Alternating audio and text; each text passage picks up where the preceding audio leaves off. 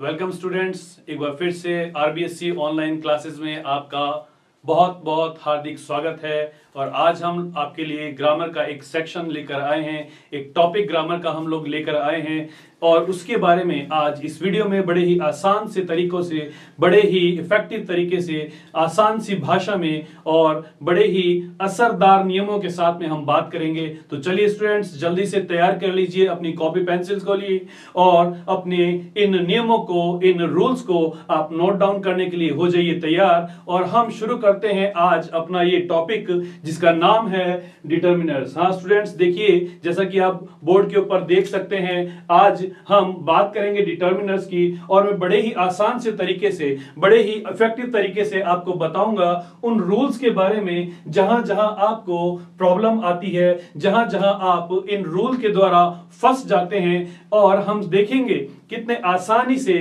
हम अपने डाउट्स को क्लियर कर सकते हैं और समझ सकते हैं ये टॉपिक, और इससे आने वाले तमाम तरह के क्वेश्चंस को बड़े ही आसानी से हम सॉल्व कर सकते हैं। तो चलिए स्टूडेंट्स, शुरू करते हैं। सबसे पहले शुरुआत करते हैं इसके अर्थ के द्वारा।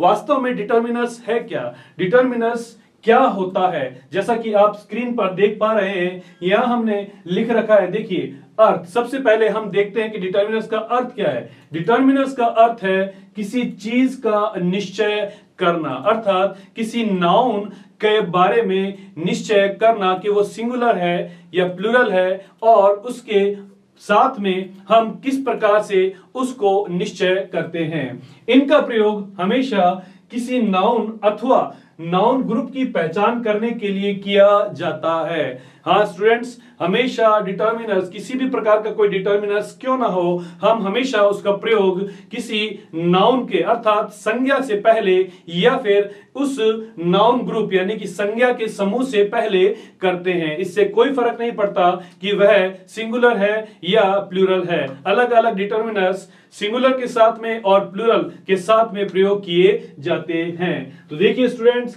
हम देखते हैं यहां पर कितने प्रकार के डिटर्मिनर्स होते हैं। इससे पहले एक और इंपॉर्टेंट बात हम देख लेते हैं, जो कि है कि हम डिटर्मिनर्स का प्रयोग नाउन से पहले तो करेंगे, परंतु किसी भी प्रोनाउन से पहले किसी भी डिटर्मिनर का प्रयोग नहीं किया जाता है। ये बहुत इंपॉर्टेंट बात है स्टूडेंट्स, इसको आपको समझना है और हमेशा इसको ध्यान में रखना है कि हम कभी भी किसी भी प्रोनाउन के पहले डिटर्मिनर्स का प्रयोग नहीं करेंगे। तो आइए स्टूडेंट्स, देखते हैं हम हमारे डिटर्मिनर्स के बारे में। कितने प्रकार के यहां पर डिटर्मिनर्स देखने को मिलते हैं। जैसा कि आप बोर्ड पर देख सकते हैं, स्क्रीन पर आप देख सकते हैं, यहां हमारे सामने 7 प्रकार के डिटर्मिनर्स रखे गए हैं। पहला है आर्टिकल्स। जैसा कि आप सभी जानते हैं आर्टिकल्स के बारे में, ए, एन और द, 3 प्रकार के आर्टिकल्स के बारे में हम बात करेंगे। उसके बाद है डेमोन्स्ट्रेटिव, और तीसरा है पॉजेसिव आर्टिकल, जिसका अर्थ है किसी का अधिकार में रखना। डिस्ट्रीब्यूटिव अर्थात किसी के बारे में वितरण करना, यानी कि किसी के बारे में जब हम बताते हैं किसी चीज के बारे में, ऐसी चीज के बारे में जिसमें वितरण का अर्थ आता है, वहां पर डिस्ट्रीब्यूटिव का प्रयोग करेंगे। न्यूमेरियल्स यानी कि पहला, दूसरा, तीसरा, चौथा, इस प्रकार के शब्दों के पहले हम न्यूमेरियल्स डिटर्मिनर का प्रयोग करते हैं। आगे देखें स्टूडेंट्स, लिखा है क्वांटिफायर्स। क्वांटिफायर्स का मतलब है ऐसे डिटर्मिनर्स जिनके द्वारा हम किसी चीज को निश्चित करते हैं। और आखिरी है, 7वां डिटर्मिनर्स है इंटेरोगेटिव, यानी कि प्रश्न पूछने वाले। इसके अंदर व्हाट और हाउ डिटर्मिनर का सबसे अधिक प्रयोग किया जाता है। तो स्टूडेंट्स, तैयार हो जाइए आज के पहले डिटर्मिनर्स के लिए। और हम पहला डिटर्मिनर जो समझेंगे वह है आर्टिकल। देखिए स्टूडेंट्स, जैसा कि आप स्क्रीन के ऊपर देख सकते हैं, हम यहां पर पढ़ने के लिए पाते हैं 2 प्रकार के आर्टिकल रखे जाते हैं। नॉर्मली ए, एन और द, यानी कि 3 को आर्टिकल मान लिया जाता है, परंतु यह आर्टिकल के प्रकार हैं। अर्थात यहां पर हम अगर बात करें तो आर्टिकल 2 तरह के होते हैं। पहला है डेफिनेट आर्टिकल्स, यानी कि ऐसा कोई नाउन जिसके बारे में हमें स्पष्ट और सटीक और स्वाभाविक रूप से संबंध बताना हो, तब हम डेफिनेट आर्टिकल का प्रयोग करते हैं और जो द है, आर्टिकल द है, वह एक डेफिनेट आर्टिकल कहलाता है। आगे बढ़ते हैं और देखते हैं दूसरा आर्टिकल। दूसरा है इनडेफिनेट आर्टिकल्स। इनडेफिनेट आर्टिकल्स के द्वारा किसी नाउन के बारे में स्पष्ट, सटीक और स्वाभाविक रूप से संबंध पता नहीं लगता है और इस श्रेणी में हम ए और एन को रखते हैं। तो देखा स्टूडेंट्स, हम जान गए हैं कि डेफिनेट आर्टिकल्स कौन से हैं। डेफिनेट आर्टिकल है हमारा द और इनडेफिनेट आर्टिकल कौन से हैं। इनडेफिनेट आर्टिकल है हमारे ए और एन। तो आइए स्टूडेंट्स, अब हम डीपली इनके बारे में पढ़ते हैं और हम अपने आगे रूल्स को देखते हैं। तो देखिए, यहां पर सबसे पहले हम पढ़ते हैं आर्टिकल ए के बारे में। देखिए स्टूडेंट्स, जैसा कि आप बोर्ड पर देख पा रहे हैं, यहां पर लिखा है इसका प्रयोग सिंगुलर काउंटेबल नाउन से पहले किया जाता है। हम हमेशा इस बात का ध्यान रखेंगे कि हमारे आर्टिकल के अंदर जब ए हो, जब भी हमें ए का प्रयोग करना है, तो सबसे पहली बात है सिंगुलर काउंटेबल नाउन, अर्थात हमें ऐसे नाउन से पहले ए लगाना है जो कि सिंगुलर भी हो, यानी एक वचन भी हो, काउंटेबल हो, यानी उसकी गणना की जा सके, और वह नाउन भी होना चाहिए। यदि ऐसा शब्द, ऐसा नाउन हमारे वाक्य में है तो हम उससे पहले ए का प्रयोग करते हैं। लेकिन जो मेन रूल है वो अभी तक मैंने आपके साथ में शेयर नहीं किया है। तो स्टूडेंट्स, एक बार फिर से अपनी आंखें बोर्ड के ऊपर जमा लीजिए और देखिए क्या कहता है ए। क्या कहता है? ऐसे शब्द जिन्हें बोलने पर कॉन्सोनेंट साउंड का उच्चारण हो से पहले ए लगाएंगे। तो अब दूसरा सवाल जो हमारे सामने खड़ा हो गया ये कि कॉन्सोनेंट क्या होता है और ये कॉन्सोनेंट साउंड क्या होता है। देखिए स्टूडेंट, बड़े ही आसान सी भाषा में हम समझते हैं। देखिए 8 से लेकर Z तक हमारे पास में 26 लेटर्स होते हैं, 26 अक्षर होते हैं। इनमें से ए, ई, आई, ओ और यू, ये 5 शब्द हैं वोवेल, यानी कि हिंदी में कहते हैं स्वर। इनके अलावा जो 21 शब्द रह जाते हैं, 21 अक्षर रह जाते हैं, 21 वर्ण रह जाते हैं, जिसे हम इंग्लिश में लेटर्स कहते हैं, वह कॉन्सोनेंट कहलाते हैं। ये देखिए, ये कॉन्सोनेंट कहलाएंगे और ये इनकी संख्या 21 होती है, अर्थात बी, सी, डी, एफ, जी, एच, जे, के, जेड तक।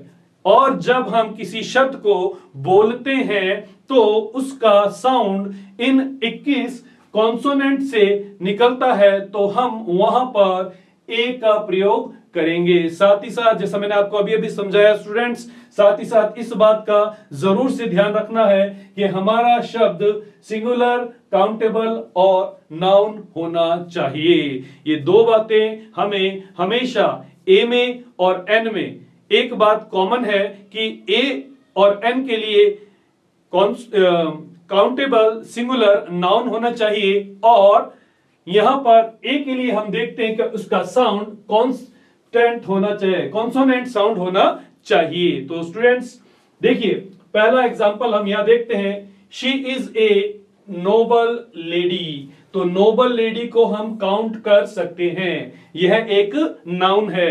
दूसरी बात, यह सिंगुलर भी है, और तीसरी बात, यहां पर जब हम इसको बोलते हैं नोबल लेडी, हमें ध्यान रखना है कि जहां पर हम आर्टिकल को प्लेस कर रहे हैं, जहां पर हम आर्टिकल को लगा रहे हैं, उससे बाद में जो शब्द दिया गया है उसकी ध्वनि कैसी है। तो हम देखते हैं नोबल में ध्वनि जो है वो कॉन्सोनेंट की है, और कॉन्सोनेंट की ध्वनि होने के कारण हम यहां उसके लिए ए लगा देते हैं। देखिए स्टूडेंट्स, दूसरा एग्जांपल क्या लिखा है, do you have a 1 rupee note. हम अक्सर यह समझ लेते हैं कि यदि दिया गया शब्द ए, ई, आई, ओ, यू से शुरू हो तो हम वहां एन लगा देंगे। स्टूडेंट्स, ये बिल्कुल गलत बात है, ये बिल्कुल गलत नियम है। हमें ध्यान ये देना है कि जब शब्द का साउंड कॉन्सोनेंट हो, अर्थात व्यंजन से शुरू हो, उसकी ध्वनि, उसको बोलने पर व्यंजन की ध्वनि आए तो हम ए लगाएंगे। यहां पर शुरुआत ओ से हो रही है, लेकिन जब हम इसको प्रोनाउंस करते हैं, जब हम इसे बोलते हैं, तो उसका साउंड कॉन्सोनेंट का आता है, व्यंजन का आता है। और यही रीजन है कि हमने यहां पर ए लगाया है। वन में व की ध्वनि आती है, इसलिए यहां ए लगाया गया है। अगला देखते हैं। एग्जाम्पल लिखा है, she always wears a uniform. Uniform से पहले हमें कहा गया कि ए का प्रयोग किया गया है, क्योंकि यूनिफॉर्म को हम काउंट कर सकते हैं और ये सिंगुलर है, दोनों बातें। और तीसरी बात है कि इसके साउंड पर हम आते हैं। देखते हैं इसके साउंड के ऊपर जब हम आते हैं तो हम पाते हैं कि इसका साउंड भी व्यंजन है, अर्थात कि कॉन्सोनेंट का साउंड है, यानी ए ई आई ओ यू। इनसे यह शुरू तो जरूर है। देखिए यू जो है एक वोवेल है, एक स्वर है, लेकिन जब इस शब्द को यूनिफॉर्म को बोला जाता है तो वाई साउंड आता है, यू साउंड नहीं आ रहा। इसी कारण से हम ए का प्रयोग करते हैं। तो देखा स्टूडेंट्स किस प्रकार से हम ए के रूल को यहां पर समझने पाए हैं। और यहां हमें ध्यान रखना है कि साउंड कॉन्सोनेंट होना चाहिए। हमारा जो शब्द है वो ए ई आई ओ से शुरू हो, यह कोई मैटर नहीं करता है, लेकिन हमारा उच्चारण मैटर करता है। चलिए स्टूडेंट्स देखते हैं दूसरा रूल। दूसरा रूल है वो है एन का। यहां पर हम एन का प्रयोग सीखेंगे। तो स्टूडेंट्स एक बार फिर से अपनी नजरें बोर्ड के ऊपर जमा लीजिए और ध्यान दीजिए कितने आसान तरीके से हम इसे समझेंगे। देखिए स्टूडेंट्स, लिखा है इसका प्रयोग सिंगुलर काउंटेबल नाउन, जैसा कि मैंने अभी अभी आपको बताया था, ए और एन में एक ही बात कॉमन है, क्या कि सिंगुलर काउंटेबल नाउन, ऐसा नाउन जिसे हम गिन सकते हैं, ऐसा नाउन जिसको काउंट किया जा सकता है। और वो कैसा होना चाहिए? सिंगुलर, एक वचन होना चाहिए। से पहले हम एन लगाएंगे। ये दोनों बातें ए और एन में कॉमन है। आगे बढ़ते हैं और देखते हैं इसका रूल क्या कहता है। देखिए इसका पहला रूल हमें समझा रहा है ऐसे शब्द जिन्हें बोलने पर वोवेल साउंड। देखिए स्टूडेंट्स, मैंने अभी अभी आपको बताया था वोवेल साउंड का उच्चारण केवल एन के लिए है, जबकि कॉन्सोनेंट का उच्चारण ए के लिए है। और हमने समझा था कि वोवेल 5 हैं, ए, ई, आई, ओ और यू। ये 5 हमारे वोवेल हैं। अगर किसी शब्द को बोलने पर इन 5 में से किसी की भी ध्वनि उच्चारित होती है, प्रोनाउंस होती है, तो हम वहां पर एन का प्रयोग करेंगे। देखिए पहला, श्रीलंका इज एन आइलैंड। यहां पर आई का ध्वनि स्पष्ट रूप से बोली जाती है, स्पष्ट रूप से सुनाई देती है, और इससे पहले हम एन लगाते हैं क्योंकि जो आइलैंड है वो सिंगुलर भी है और क्या है? काउंटेबल है। आगे बढ़ते हैं और देखिए दूसरा example, she gave an orange. यहां पर जब हम ऑरेंज शब्द बोलते हैं तो उसकी ध्वनि ओ से आती है और इसलिए हम यहां पर एन लगाएंगे। तो देखा स्टूडेंट्स, हमें ध्वनि के ऊपर ध्यान देना है, न कि इस बात पे कि यह ए ई आई ओ यू से शुरू होता है।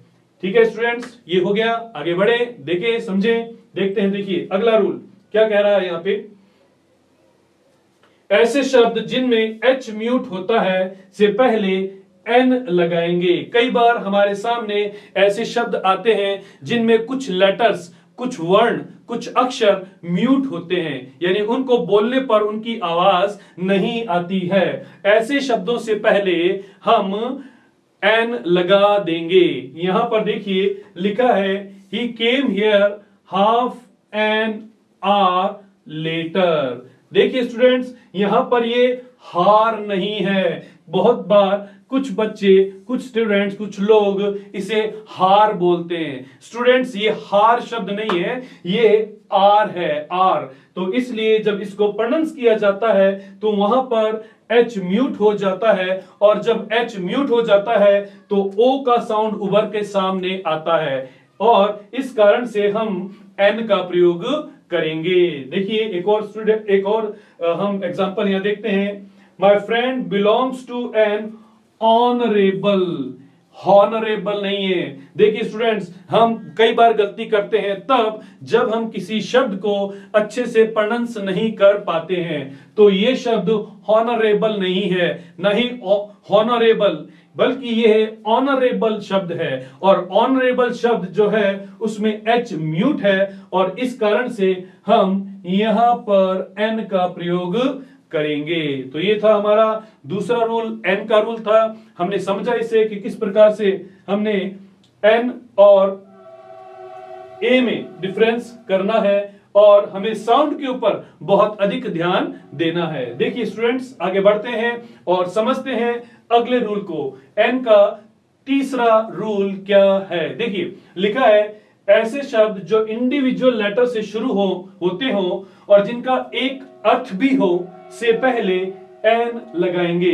कई बार हम ऐसे शब्दों को पाते हैं जो कि शॉर्ट में लिख दिए जाते हैं, एब्रिविकेशन कर दिया जाता है, यानी कि संक्षेप में लिख दिया जाता है। ऐसे शब्दों में हर शब्द का, प्रत्येक लेटर का एक अर्थ होता है, और उनसे पहले हम एन लगा देंगे यदि वह सिंगुलर काउंटेबल नाउन है। तो ये बात आप हमेशा ए और एन के संबंध में ध्यान रखेंगे। बढ़ते हैं और समझते हैं इस एग्जाम्पल के द्वारा।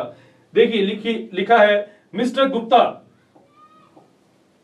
Is an MLA. Mister Gupta एक एमएलए हैं। एमएलए, इसमें एम का अपना एक अलग ही मतलब है। बाकी आगे क्या लिखा है, एल और ए, इससे हमें फर्क नहीं पड़ता। हमें फर्क पड़ता है इस पहले लेटर से।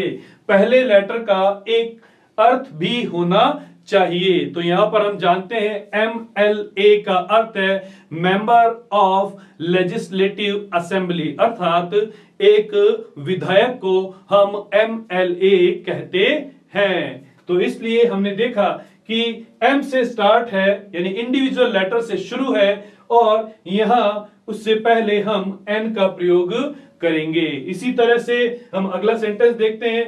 कविता is an MSc, masters in science. तो हम लोगों ने देखा यहां पर भी एम का अपना एक अलग से अर्थ है, इसलिए हम यहां एन लगा देंगे। और क्योंकि यह सिंगुलर प्लस काउंटेबल भी है, तो यहां इस प्रकार हमने देखा कि ए और एन को हम अच्छे से डिफाइन करने पाए, और हम इन नियमों के द्वारा बड़ी आसानी से इन्हें समझ भी सकते हैं। आगे बढ़ते हैं और अगला आर्टिकल अपना देखते हैं, समझते हैं कि अगला आर्टिकल कौन सा है।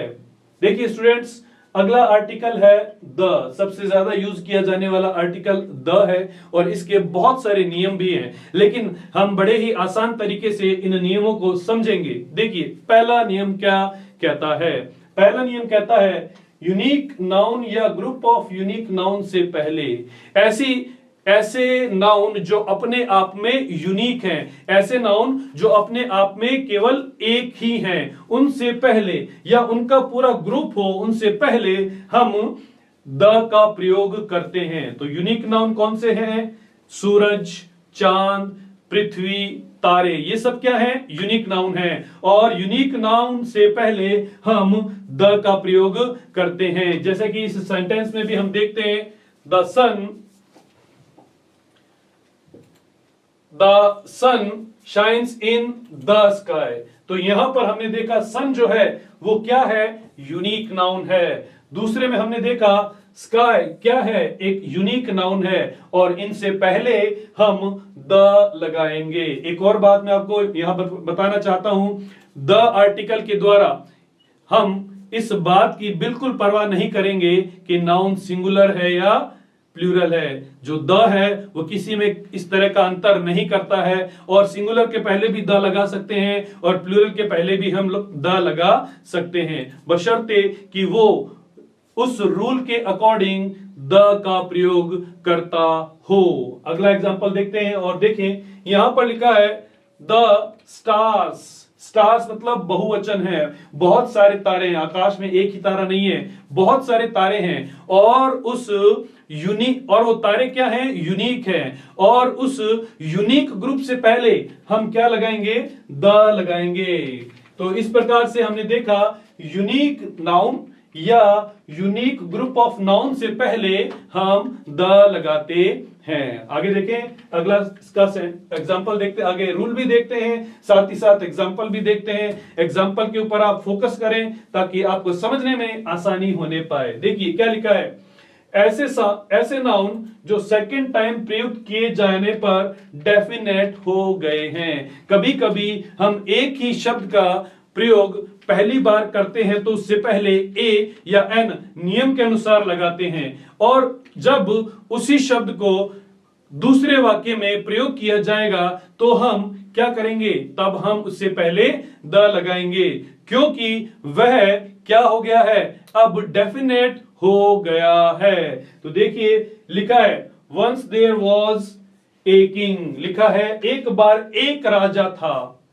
तो हम पहली बार राजा के बारे में बता रहे हैं। राजा एक काउंटेबल नाउन है, सिंगुलर है, और जब इसको प्रोनाउंस किया जाता है तो के का साउंड आता है, इसलिए हम लोगों ने ए लगाया है। लेकिन जब यही शब्द यानी इसी राजा की बात हम आगे करते हैं तो ये डेफिनेट हो गया है, इसलिए अब दोबारा जब इसका प्रयोग करेंगे तो उससे पहले हम द लगा देंगे, यानी राजा जो है उससे पहले द लगाएंगे। अब राजा जो है स्पेशल हो गया है, इसलिए हमने द लगाया, सेकंड टाइम हमने द का प्रयोग किया है। आगे देखें, शी बॉट ए पेन, उसने एक पेन खरीदा। तो यहां पर जो पेन है सिंगुलर है प्लस काउंटेबल नाउन है, उसका साउंड भी क्या है? कॉन्सोनेंट का साउंड है। लेकिन जब इसी पेन की हम दोबारा बात करेंगे तो ये डेफिनेट हो जाएगा और इससे पहले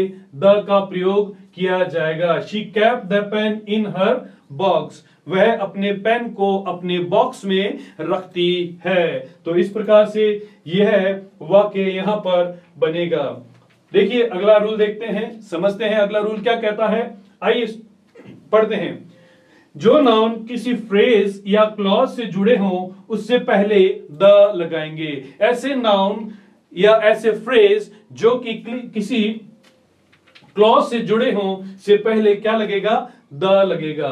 तो ये फ्रेज क्या है, ये क्लॉज क्या है? देखिए स्टूडेंट्स, क्लॉज या फ्रेज वह अवस्था है, वह शब्द है, वह स्थिति है जो कि किसी एक नाउन को किसी चीज से, किसी वर्ब से, किसी एडजेक्टिव से जोड़ते हैं, या संक्षेप में हम कहें तो उसके बारे में एक विशेषता बता रहे हैं।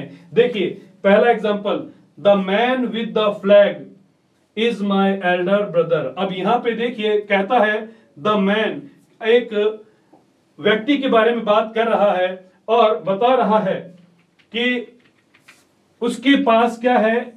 फ्लैग है। एक व्यक्ति की बात बताई जा रही है जिसके साथ में क्या है? फ्लैग है। तो ये जो द फ्लैग शब्द है यहां पर एक फ्रेज है, और इस फ्रेज की वजह से यह स्पेशल हो गया है और इसीलिए यहां पर हमने द लगाया है। आगे बढ़े, लिखा है he likes the girl in blue. यहां पर गर्ल शब्द से पहले द का प्रयोग किया गया है क्योंकि वह लड़की ब्लू ड्रेस में है। यहां पर एक विशेषता को बताया गया है और वह विशेषता इस जगह पर हम देख सकते हैं, इसलिए द का प्रयोग किया गया है। देखिए आगे बढ़ें और समझते हैं हमारे अगले रूल को। अगला रूल क्या कहता है? देखिए लिखा है सुपरलेटिव डिग्री से पहले द का प्रयोग करेंगे। जब हमारे वाक्य में सुपरलेटिव डिग्री आ जाएगी तो भी हम द लगाएंगे। तो स्टूडेंट्स सवाल उठता है हम कैसे पहचानेंगे कि हमारे वाक्य में सुपरलेटिव डिग्री है या नहीं? बड़ी आसान की एक ट्रिक मैं आपको इसके बारे में बताता हूं। देखिए यदि दिए गए शब्द में, शब्द के पीछे ईएसटी, ईएसटी, जीएसटी की बात नहीं हो रही है, ईएसटी की बात हो रही है, ध्यान से सुनिएगा। ईएसटी, ईएसटी लगा हो तो हम वहां पर समझ जाएंगे कि यह एक सुपरलेटिव डिग्री है, जैसे कि बेस्ट, बीईएसटी, ठीक है। और क्या है, WORST, वर्स्ट, ये एक एक्सेप्शन है, एक ये अपवाद है। देखिए यहां पर केवल एसटी है, ईएसटी नहीं है। और एक और हम लोग देखते हैं, COOLEST,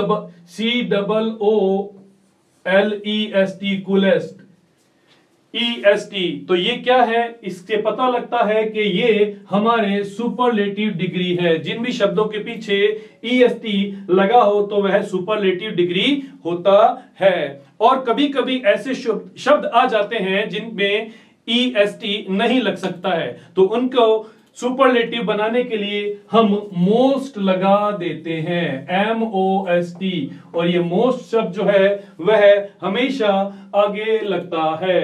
तो देखिए स्टूडेंट्स, इस नियम को इन एग्जाम्पल्स के द्वारा भी हम समझ सकते हैं। देखिए लिखा है, he is the best student of the school. हमने समझा कि यहां पर सुपरलेटिव डिग्री दी गई है बेस्ट, और सुपरलेटिव डिग्री होने के कारण अब हम यहां पर बेस्ट में से पहले द का प्रयोग करेंगे। आइए दूसरा एग्जांपल में देखिए, लिखा है iron is the most useful metal.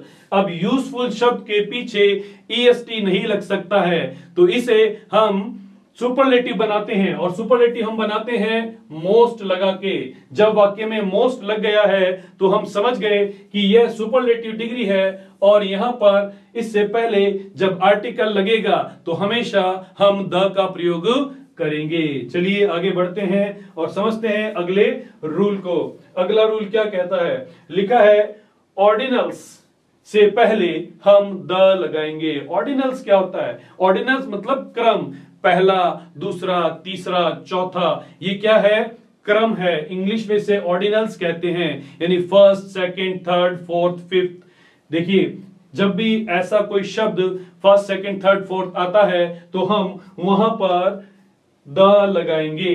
लिखा है Neil Armstrong was the first who went into space. Neil Armstrong पहला व्यक्ति था जो कि स्पेस में गया। फर्स्ट शब्द जो है वो ऑर्डिनल्स है, यानी कि क्रमवाचक है, और क्रम को बता रहा है, और क्रम को बताने के अर्थ में हम द का प्रयोग करेंगे।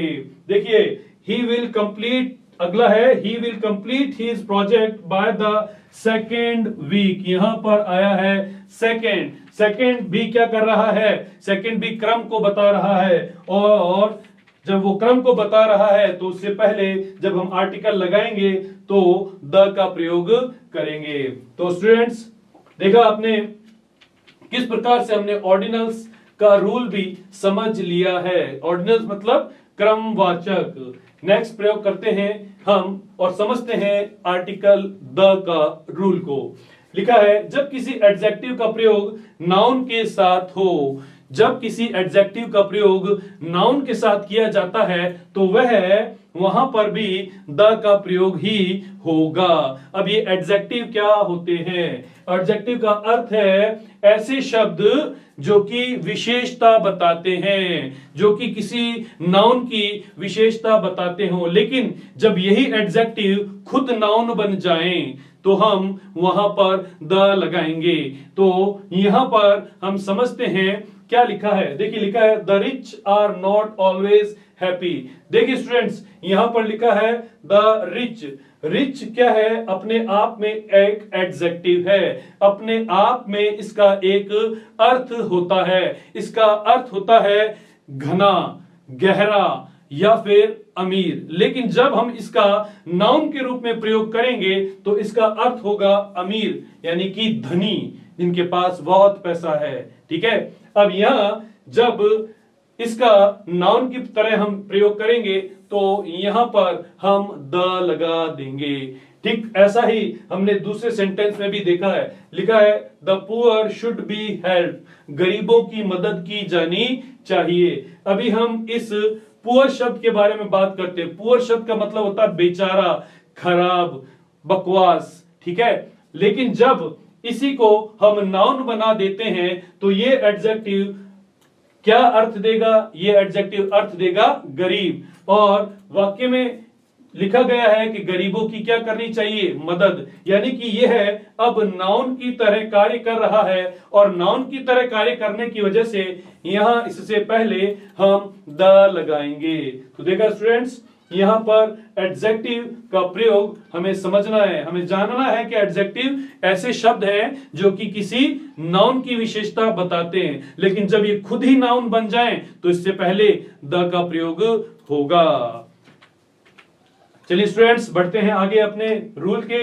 और लिखा है जब कोई सरनेम प्लूरल में हो तो उससे पहले द लगाएंगे। सरनेम, सबसे पहले समझिए सरनेम क्या होता है। सरनेम यानी कि नाम के पीछे लगने वाली कास्ट। जैसे कोई अपने नाम के पीछे शर्मा लगाता है, कोई अपने नाम के पीछे अग्रवाल लगाता है, कोई अपने नाम के पीछे सिंह लगाता है। मेरा नाम अमित सिंह है, ऐसे जब लगता है तब हम जानते हैं कि उसे सरनेम कहते हैं। लेकिन जब ये सरनेम प्लूरल में हो, यानी कि एक ही सरनेम वाले बहुत से व्यक्तियों की बात की जाए तो उससे पहले द लगेगा। ध्यान से देखिए स्टूडेंट्स, लिखा है the Guptas are neighbour. Gupta जो है वो हमारे पड़ोसी हैं। अब ये गुप्ता जो है क्या है? गुप्ता जो है प्लूरल सरनेम है। यहां पर मैं इसको एक बार और लिख देता हूं, GUPTAS, गुप्तास। यहां पर जो गुप्ता शब्द है वह क्या है? प्लूरल है, बहुवचन होने के कारण हम इसे द का प्रयोग करते हैं। Next, she does not know the sings. वह सिंग्स को नहीं जानती है। अर्थ ये, अर्थात वो पूरे एक परिवार के बारे में बात करती है, एक से अधिक व्यक्तियों के बारे में बात कर रही है जो एक परिवार के हैं, और उनका सरनेम क्या है? सिंह है। इसलिए हम यहां पर सरनेम से पहले द लगा देंगे। ध्यान दीजिए स्टूडेंट्स, कभी भी सिंगुलर सरनेम से पहले कोई आर्टिकल नहीं लगेगा। सिंगुलर सरनेम से पहले कोई भी आर्टिकल हम नहीं लगाएंगे। चलिए आगे बढ़ते हैं और समझते हैं अगले रूल को। अगला रूल बड़ा ही आसान तरीके से हम यहां पर समझने का कोशिश करेंगे। देखिए, अपना फोकस बोर्ड के ऊपर रखिए। देखिए लिखा है हिस्टोरिकल प्लेसेस और म्यूजिकल इंस्ट्रूमेंट्स के नाम से पहले, यानी कि ऐसे स्थान जो कि इतिहास से जुड़े हुए हों, जैसे लाल किला है, ताजमहल है, ठीक है, इंडिया गेट है, गेटवे ऑफ इंडिया है, ऐसे शब्द, ये सब क्या है? हिस्टोरिकल प्लेसेस हैं, यानी कि ऐतिहासिक इमारतें हैं। और दूसरा म्यूजिकल इंस्ट्रूमेंट, ऐसे वाद्य यंत्र जिससे संगीत उत्पन्न होता है, के लिए हम द लगाते हैं। लिखा है I like to play the harmonium. I like to play the harmonium. यहां पर हम हारमोनियम से पहले द लगाएंगे, क्योंकि हारमोनियम क्या है? हारमोनियम एक वाद्य यंत्र है। आपको भी शायद हारमोनियम बजाना पसंद होगा, है ना? तो या हो सकता है आपको कुछ दूसरा वाद्य यंत्र बजाना पसंद हो। देखिए दूसरा एग्जांपल हम देखते हैं। The red fort is situated in Delhi. Red fort, Lal Qila जो है वो दिल्ली में स्थित है। लाल किला एक ऐतिहासिक इमारत है। शायद आप में से बहुत से लोगों ने इसे देखा भी होगा। मैं एक बार देख कर आया था जब मैं दिल्ली गया था घूमने के लिए। आइए अगला हम देखते हैं, समझते हैं अगला रूल क्या कह रहा है। अगले रूल में लिखा है ग्रेट बुक्स और दिशाओं के नाम से पहले, यानी कि ऐसी किताबें जो ग्रेट हैं, अपने आप में महान हैं, या धार्मिक किताबें हैं, उनके नाम से पहले भी हम द का प्रयोग करते हैं। लिखा है I read the Bible daily. यहां पर बाइबल शब्द है और उससे पहले द का प्रयोग किया गया है। बाइबल जो है वह ईसाई लोगों की एक धार्मिक पुस्तक का नाम है, और उससे पहले क्या लगाया गया है? द का प्रयोग किया गया है। अगला है the wings of fire is very impressive book. The wings of fire बहुत ही प्रेरणादायक किताब है। द विंग्स ऑफ फायर हमारे भूतपूर्व राष्ट्रपति श्री अब्दुल कलाम जी के द्वारा लिखी गई है और यह एक महान किताब है। और महान किताब के नाम से पहले जैसा नियम कहता है हम द लगाते हैं। आगे बढ़ते हैं और अगला एग्जाम्पल समझते हैं। अगला एग्जाम्पल जो है वह जुड़ा है दिशाओं के नाम से पहले। देखिए क्या कहता है, the sun rises in the east, east west north south, चार प्रकार की दिशाएं हैं, चार दिशाएं हैं और चारों ही दिशाओं के नाम से पहले हम द का प्रयोग करेंगे। जहां पर भी हम दिशाओं के नाम को नाउन की तरह प्रयोग करेंगे वहां हम द लगाएंगे। ठीक है स्टूडेंट्स, ये हो गया। आगे बढ़ते हैं, दूसरा रूल, अगला रूल देखते हैं। लिखा है खाड़ी, महासागर और नहर के नाम से पहले हम द लगाते हैं। जब हमारे वाक्य में कोई ऐसा शब्द आता है जिसमें कोई खाड़ी यानी कि बे, महासागर यानी कि ओशन और नहर यानी कि कैनाल शब्द दिया गया है या उनके नाम दिए गए हैं तो हम लोग वहां पर द का प्रयोग करते हैं। जैसे the bay of Bengal, Bengal की खाड़ी, द इंडियन ओशन, हिंद महासागर, द इंदिरा गांधी कैनाल, इंदिरा गांधी नहर, इंदिरा गांधी नहर जो राजस्थान की सबसे बड़ी नहर परियोजना है और इसके द्वारा लगभग पूरे राजस्थान को पीने का पानी और सिंचाई का पानी मिलता है। तो हमने देखा कि हम जब कभी खाड़ी, महासागर और नहर का नाम देखेंगे तो उससे पहले हम द का प्रयोग करेंगे। आगे बढ़ते हैं अगले रूल की तरफ। अगला रूल क्या कहता है, देखिए लिखा है समाचार पत्रों और द्वीपों के समूह के नाम से पहले जहां किसी समाचार पत्र का जिक्र होता है और जहां पर किसी द्वीपों के समूह के नाम का जिक्र होता है तो हम वहां पर भी द का प्रयोग करते हैं। समाचार पत्र पढ़ना अच्छी बात है, आप भी शायद कोई ना कोई समाचार पत्र पढ़ते होंगे। देखिए लिखा है I like to read the Rajasthan Patrika. Rajasthan पत्रिका अखबार का नाम है और उससे पहले हमने द लगाया है क्योंकि समाचार पत्रों के नाम से पहले हम द लगाएंगे। आगे बढ़े, देखिए दूसरा क्या लिखा है, the Andaman and Nicobar islands belong to India.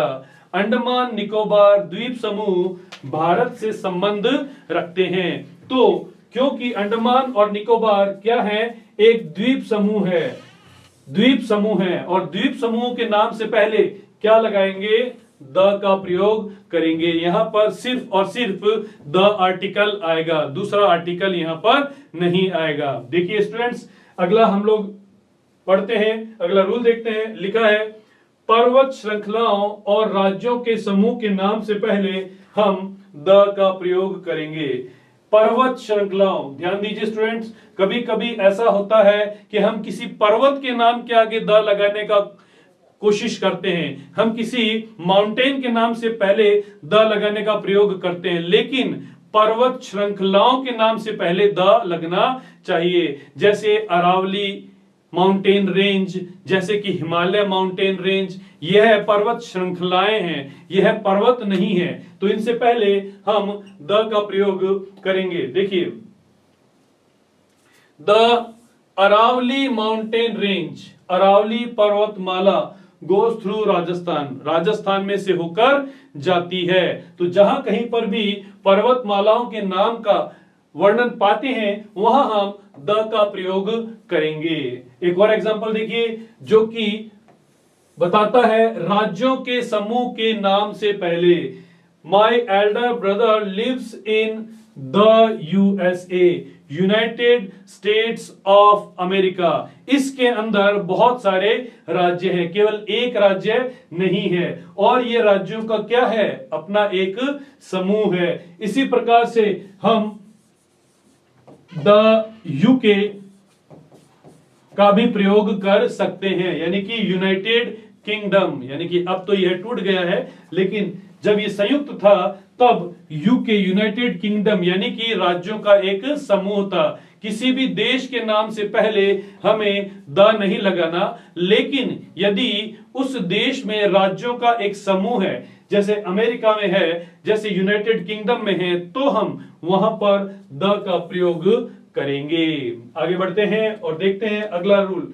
अगला रूल क्या कह रहा है? नदियों, सागरों और मरुस्थलों के नाम से पहले हम द लगाते हैं। देखिए लिखा है the Ganga is a Holi river. Ganga एक पवित्र नदी है। हमने देखा कि गंगा जो है नदी का नाम है और नदी के नाम से पहले हम द का प्रयोग करेंगे। अगला है Jaisalmer is in the Thar desert. Jaisalmer Thar desert में, थार के मरुस्थल में है, क्योंकि थार डेजर्ट क्या है? मरुस्थल है, और उसके नाम से पहले हमने द का प्रयोग किया है। आगे देखिए लिखा है सागरों के नाम से पहले the Arabian sea is very big. जो अरब सागर है वह बहुत ही विशाल है, बहुत ही बड़ा है। तो स्टूडेंट्स देखा आपने, इस प्रकार से हम बड़े शॉर्ट तरीके से, बड़े ही आसान तरीके से इनको समझ सकते हैं और इन रूल्स को याद करके अपने डिटर्मिनर्स के टॉपिक को हम पूरा कर सकते हैं। वो भी हम बिना गलती इसे एग्जाम में दोहरा सकते हैं, लिख सकते हैं और अच्छे से नंबर प्राप्त कर सकते हैं। तो स्टूडेंट्स आज की वीडियो में बस इतना ही। इस वीडियो को आप ज्यादा से ज्यादा लाइक कीजिए, शेयर कीजिए और सब्सक्राइब कीजिए, ताकि आप ही के समान दूसरे स्टूडेंट्स भी इसे देखकर लाभ प्राप्त कर सकें। Thank you.